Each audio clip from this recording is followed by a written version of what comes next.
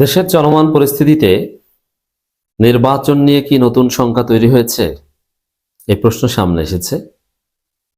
Doctor Ali Riaz doctor Yunus কি ভিন্ন কোনো ইঙ্গিত দেওয়ার চেষ্টা করছেন? দর্শক, আলী রিয়াজের একটা বক্তব্য বিশ্লেষণ করছি, তবে বক্তব্যটা কোন প্রেক্ষাপটে সেটা আগে বলে নিই।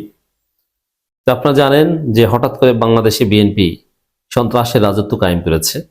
5 আগস্টের পর থেকে নিজেরা কামড়াকামড়ি করত, চাঁদাবাজি করতে, যে চাঁদাবাজির ভাগ বাটোয়ারা নিয়ে প্রায় 215+ নিজেরা নিজেদেরকে হত্যা করেছে, উইকেটের পতন ঘটেছে।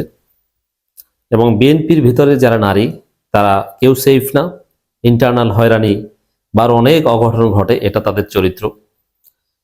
কিন্তু আমরা দেখতে পাচ্ছি যে এই সমস্ত সন্ত্রাসীদের গডফাদার, লন্ডনে পলাতক থাকা গুপ্ত নেতা, বাংলাদেশে এসে যখন আত্মপ্রকাশ করেছেন এবং মুফতি হয়ে আসার চেষ্টা করেছেন, উনি বাংলাদেশে আসার পরেই বিএনপি প্রতিপক্ষের উপর হামলার রাজনীতি শুরু করে দিয়েছে।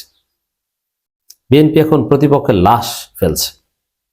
এবং তারেক রহমান দেশে আসার পর, যেটা আগে ঘটেনি, তারেক রহমান দেশে আসার পর সরাসরি নারীদেরকে কোপানো হচ্ছে, নারীদের পোশাক খুলে নেওয়ার কথা বলা হচ্ছে, নারীদের উপর সোজা সাপটা হামলা করা হচ্ছে এবং সেই হামলার পক্ষে মত উৎপাদন করা হচ্ছে এবং বৈধতা দেওয়া হচ্ছে।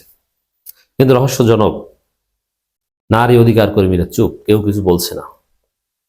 তো এই পরিস্থিতিতে দর্শক, আলী রিয়াজের বক্তব্য, নির্বাচন সফল না হলে দেশে গণতন্ত্র ফিরতে পারবে না। তাহলে এর অর্থ কি? এর মানে এই যে পরিবেশ, এভাবে যদি চলতে থাকে তাহলে কি নির্বাচন সফল হবে? না। দেখেন, আমি একটা কথা বলে নিই, নির্বাচন হতে হবে, বাট নির্বাচন সুষ্ঠু হতে হবে। অতএব বিএনপি যে সন্ত্রাসের রাজত্ব কায়েম করছে, বোঝা যায় যে ভোটের দিন তারা আরো বেশি করবে এবং সহিংস নির্বাচন হবে। অতএব এই সহিংসতা দূর করার জন্য কি করা যায়, এটা হচ্ছে আমাদের প্রশ্ন। অনেকে আছেন আমাদের সাথে কথা বলেন, সুশীল, তার প্রেডিকশন করেন এই সহিংসতা হবে, এই হবে, সেই হবে। ঠিক আছে, হবে। এখন আমাদের করণীয় কি? আমরা কি করতে পারি? আমি আপনি কিভাবে কন্ট্রিবিউট করতে পারি, এটা একটু করেন। এই সহিংসতা কারা করছে তাদের বিরুদ্ধে আপনি বলেন, তাদের বিরুদ্ধে ভয়েস রেজ করেন। যারা এই সহিংসতা করছে তাদেরকে না বলে দিন যে বিএনপির লোকজন সন্ত্রাস ফিরিয়ে এনেছে বাংলাদেশে, অতএব বিএনপিকে আমরা না বলে দিলাম। দর্শক, নির্বাচন সফল না হলে দেশে গণতন্ত্র ফিরতে পারবে না। তাহলে কি ঘটবে? যেন বিএনপি যদি এই পরিবেশ, এটাই আমি ব্যাখ্যা দিই আলী রিয়াজদের পক্ষে। আলী রিয়াজরা কিন্তু যাবেন না, তারা আছেন, থাকবেন। নির্বাচন না হলে, জাতীয় নির্বাচন না হলে, বিএনপি সন্ত্রাসের কারণে যদি জাতীয় নির্বাচন নাও হয়, দেখেন, আমরা শেষ পর্যন্ত বলবো জাতীয় নির্বাচন হতে হবে, তবে অবশ্যই সুষ্ঠু এবং এই রক্ত ঝরা নির্বাচন আমরা চাই না। সুষ্ঠু নির্বাচন করতে হবে এট এনি কস্ট। এটা যদি ইউনূস মেরুদণ্ড দেখাতে পারে, সন্ত্রাসীদের গ্রেপ্তার করতে পারে, আচ্ছা মতো পেটাতে পারে, দ্যাটস ঠিক আছে। আর যদি না পারে, যেহেতু মূল ঝামেলা জাতীয় নির্বাচন নিয়ে, বিএনপি ভার্সেস জামাত, গণভোট নিয়ে তো আর ঝামেলা নাই। কারণ গণভোট নিয়ে তো আর বিএনপি জামাত একে অপরের প্রতিপক্ষ না। বিএনপি তলে তলে না ভোটের পক্ষে থাকলেও, বিএনপি কার্যত, বিএনপি তলে তলে না ভোটের পক্ষে, কিন্তু প্রকাশ্যে তো হা ভোটের পক্ষে। তলে তলে না ভোট দিয়ে আসেন, কিন্তু প্রকাশ্যে তো আর হা ভোটের বিরুদ্ধে বলতে পারছেন না। আর জামাত তো প্রকাশ্যে, জামাত এনসিপি হা ভোটের পক্ষে এবং সরকারও হা ভোটের পক্ষে। অতএব বিএনপির আকামের কারণে যদি জাতীয় নির্বাচন বন্ধ হয়, গণভোট বন্ধ হওয়ার প্রশ্ন ওঠে না। কারণ কি? গণভোট নিয়ে তো কোনো ইখতিলাফ নেই, এখানে মারামারি করবেন কেন? ঠিক আছে, গণভোটটা হয়ে যাক। গণভোট হয়ে গেলে ওইটি হবে বাংলাদেশের নতুন সংবিধান, জুলাই সনদ, এবং জুলাই সনদের ভিত্তিতে ইউনূস সরকার বিপ্লবী হয়ে উঠতে পারে। আর আমরা এটাই চাই যে বাংলাদেশ যদি নির্বাচনের মাধ্যমে গণতান্ত্রিক ধারায় প্রবেশ করতে পারলে দ্যাটস অ্যাবসলিউটলি গুড, এটি সবচেয়ে ভালো। আর যদি না পারে, না পারলে কি? না পারলে যে খারাপ কিছু না, খারাপ না।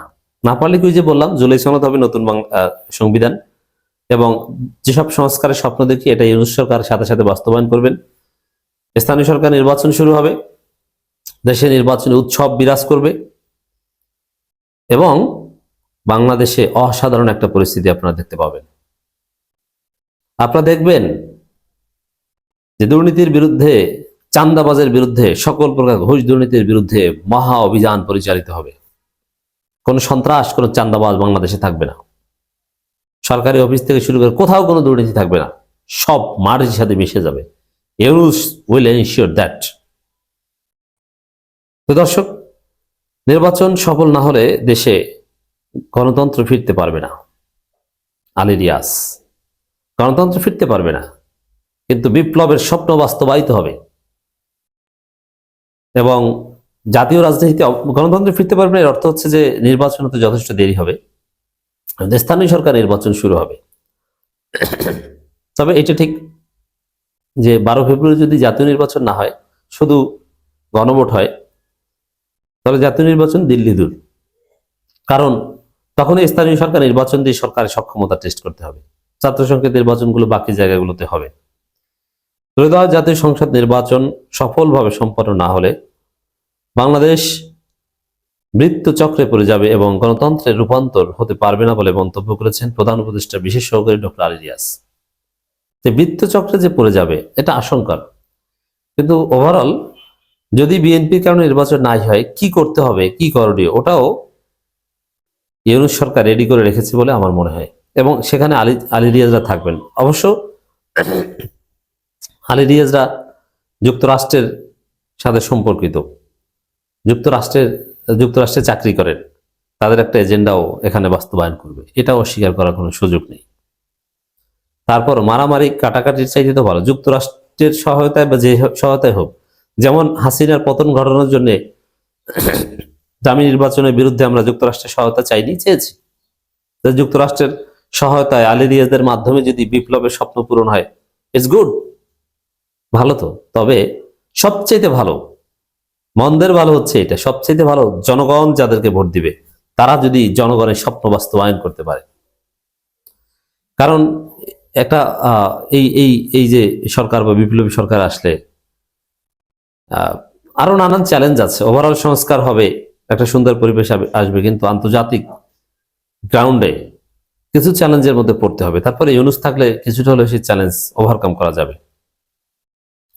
আলী রিয়াজের এই বক্তব্যের একটা দিক হচ্ছে যে নির্বাচন না হলে এটা কারো জন্যই ভালো নয়। তবে এই যে নির্বাচন না হলে, এই প্রশ্নটা, আলী রিয়াজ তো সরকারের লোক, ঐকমত্য কমিশনের লোক, সংস্কার কমিশনের ছিলেন, সেখানে নির্বাচন না হলে এই সংখ্যা কিন্তু তার আছে। নির্বাচন না হলে এই চিন্তাই কেন করব, 12 তারিখ তো এসে গেছে, না, নির্বাচন না হলে এই সংখ্যা এখনো আছে। অতএব চলমান পরিস্থিতিতে নির্বাচন না হওয়ার সংখ্যা আছে, উড়িয়ে দেওয়া যায় না। তবে জাতীয় নির্বাচন না হলেও গণভোট হবে এবং গণভোটের মধ্য দিয়ে, গণভোটের পর ওজি হবে নতুন বাংলাদেশ, তারপর স্থানীয় সরকার নির্বাচন শুরু হতে পারে।